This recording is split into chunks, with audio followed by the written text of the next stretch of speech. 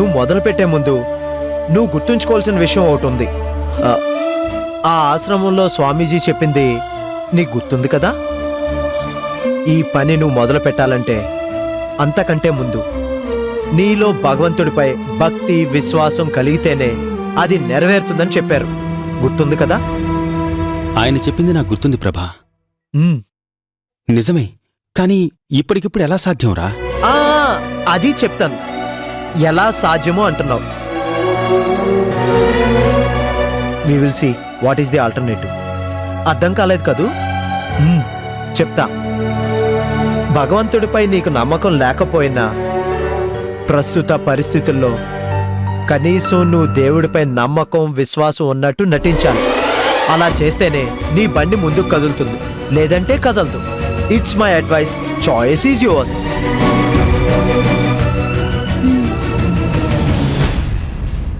నువ్వు చెప్పింది నిజమే ప్రభా. అలా చేయకపోతే ఎవరు నాకు సహాయం చేయరు.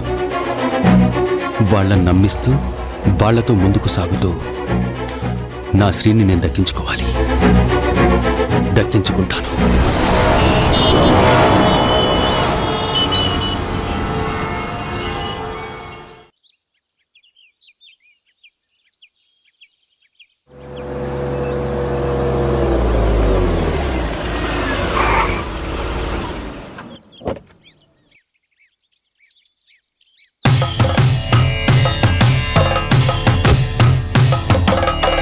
ఓం నమః శివాయ.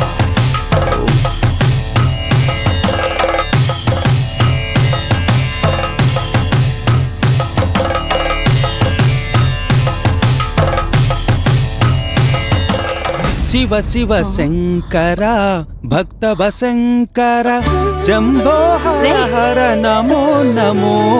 మాతృశ్రీకి ప్రణామాలు. ఏమిట్రా ఈ వేషం? నువ్వే అన్నావుగా వేషమని. వెయ్యగా తప్పలేదమ్మా. ఇదంతా నా ప్రేమ కోసం, నా శ్రీదేవి కోసం, నా స్వీట్ హార్ట్ కోసం. ఎంతో మంది ప్రేమ కోసం ఎన్నో త్యాగాలు చేశారని విన్నాం, చదివా. నేను జస్ట్ నా ప్రేమ కోసం కాస్త మేకప్ వేసుకోకపోతే ఏం బాగుంటుంది చెప్పు? రే రే రే రే చాలా టూ మచ్ రా. No no no my dear ma'am.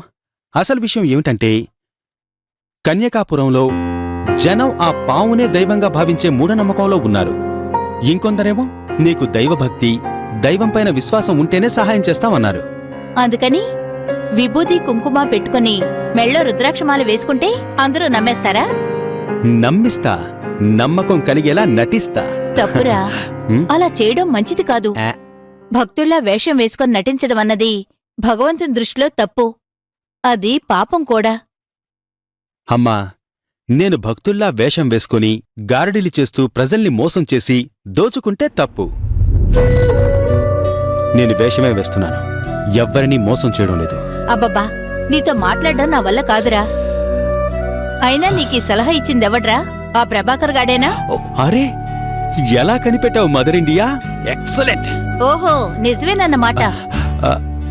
అయినా భక్తుల్లా వేషం వేసుకోమని వాడు చెప్పడం, నువ్వు చేయడం. ఈసారి వాడిని ఇంటికి రానివ్వు, వాడి పని చెప్తాను. అమ్మమ్మమ్మ, ప్లీజ్ మా వాణ్ణేం అనకే. ఐడియా ఇచ్చింది వాడే అయినా అసలు నేను పూర్తిగా భగవంతుని నమ్మి దైవభక్తితో వస్తే సహాయం చేస్తానని కన్యకాపురంలో ఉన్న మహాశక్తి ఆశ్రమం స్వామీజీ చెప్పారు. స్వామీజీయా? అవునమ్మా. నేను వెళ్ళినప్పుడు ఆయన్ని కలిశాను. నా ప్రేమ గురించి చెప్పాను, గంగమ్మ గురించి అడిగాను. నాకు దేవుడి మీద నమ్మకం లేదని కూడా చెప్పాను. చెప్పావా? అది స్వామీజీతో? చాలా బాగుందిరా. ఇంతకీ ఆయన ఏమన్నారు? ఇది దైవంతో ముడిపడిన సమస్య. నీకు దైవం మీద నమ్మకం లేదు. దైవాన్ని పూర్తిగా నమ్మి భక్తితో ఇక్కడికి తిరిగిరా, అప్పుడు ఏదైనా సహాయం చేస్తాను అన్నారు. వచ్చేశాను. ఇప్పుడు నేనేం చేయమంటావు? నువ్వేమీ చెయ్యొద్దురా, అన్నీ నేను చూసుకుంటాను. ఇక మీదట నువ్వు ఈ వేషం వేసుకుని తిరగొద్దు. రేపు మనమిద్దరం కన్యకాపురం వెళ్తున్నాం. స్వామీజీతో నేనే మాట్లాడతాను. నిజంగానా? అవునరా. అంతేకాదు, నా కాబోయే కోడల్ని కూడా కలిసే వస్తాను. My sweet mummy, super. సరే గాని ముందు వెళ్ళి ఈ వేషం మార్చు. Okay okay okay okay.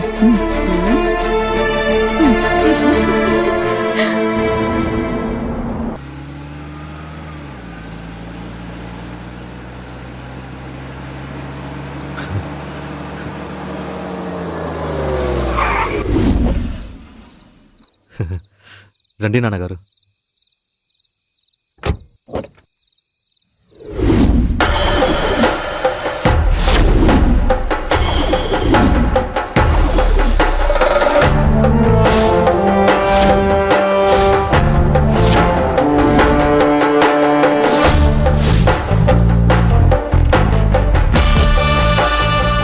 പുരോഹിതർ చెప్పిన നമ്പൂതിരി ഞാനാണ്.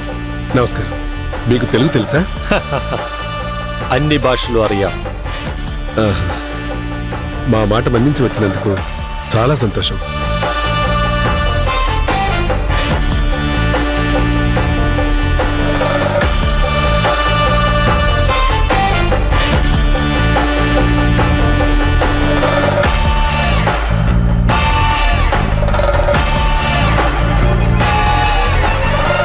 నేను వచ్చాను కదా, ఇక భయం వద్దు, అన్నీ నేను చూసుకుంటాను. స్వామి, మీ కారు పంపించేద్దాం, మన కారులో వెళ్దాం. రండి రండి. రండి స్వామి.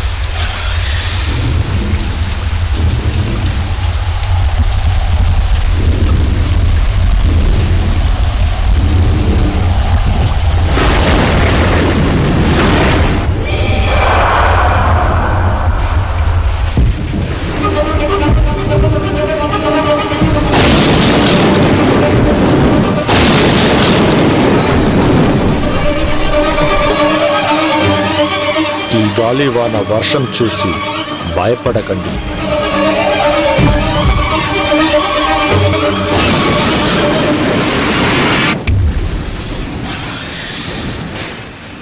అంతా మన మంచిగే. ప్రకృతి నాకు స్వాగతం పలుకుతుంది. పోనివ్వండి. కృష్ణ,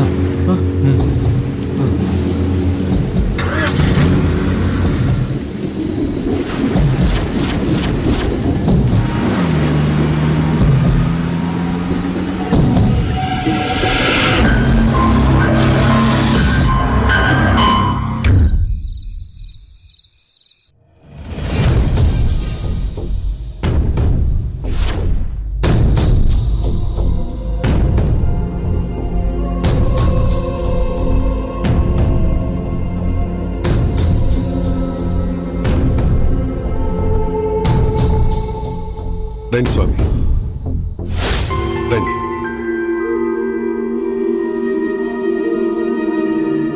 రండి స్వామి, అలా కూర్చోండి.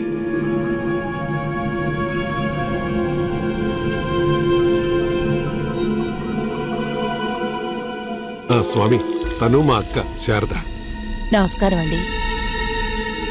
తను నా భార్య రాధ. నమస్తే.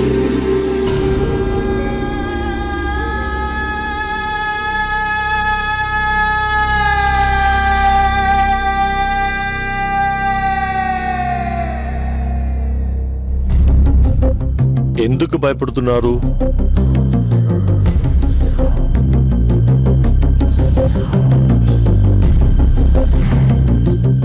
నేను ఉన్న దగ్గర భయం ఉండకూడదు. నన్ను చూస్తే భయానికే భయం పుట్టి పారిపోతుంది.